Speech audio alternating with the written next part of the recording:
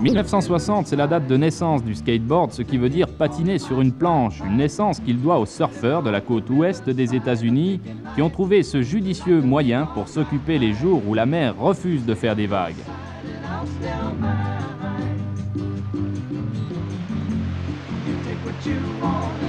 En France, le skate fait son entrée pour la première fois en 1965. Arrivé directement des États-Unis, ses premiers pas sur le sol français ne font pas grand bruit car le skate n'a pas encore la forme idéale à l'époque. Ses roues sont en plastique, ce qui veut dire que la vitesse ainsi que les possibilités de manœuvre sont réduites pour celui qui prend place sur ce petit morceau de bois.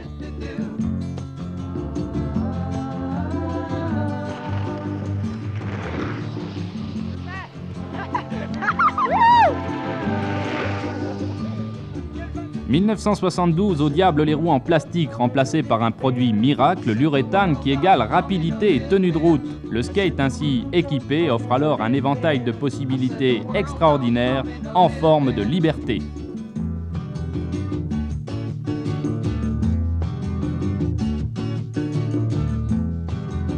L'origine du skate est à la fois son principal atout et son plus gros problème. Son origine, c'est-à-dire la rue.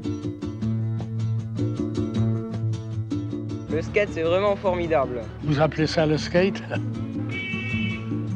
La mer, la rue, les pentes, le bitume, cela fait partie de l'univers du skate. Son fief, le sud-ouest, avec un point fort, la côte basque, il fait également des adeptes à Paris.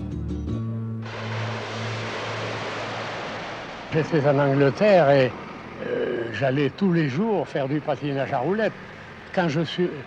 C'était merveilleux, hein? J'arrivais à valser, je faisais la toupie. Alors qu'est-ce que vous pensez du skate? Eh bien moi je pense que c'est salir le sport du roller skating.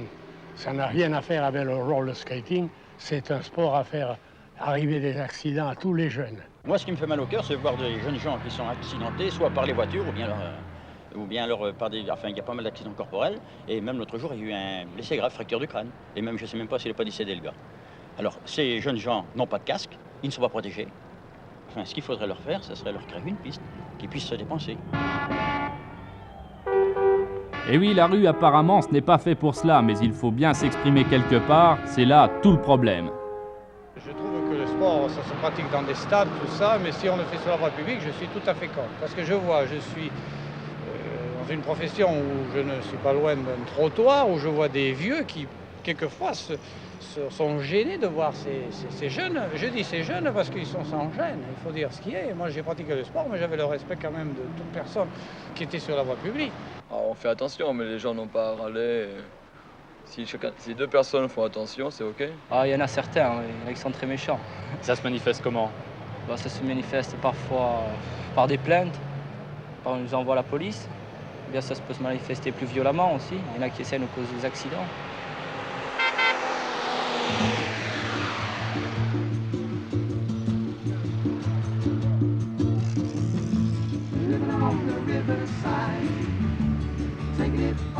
Incontestablement, le skate a conquis une jeunesse peut-être émoussée par le plus que centenaire patin à roulettes. 10 à 20 000 pratiquants en France, 20 millions aux États-Unis. S'il adopte la rue comme domicile, il faut bien le dire, c'est parce que les pistes de skate sont plutôt rares. 2 seulement en Europe, à Londres et à Saint-Jean-de-Luz, c'est plus qu'insuffisant. Heureusement que des projets sont en cours d'élaboration, un peu partout dans le sud-ouest notamment. Sport à part entière, s'il est assez facile d'apprendre à faire du skate, détrompez-vous, faire ça n'est pas tout simple, il faut d'importantes qualités physiques.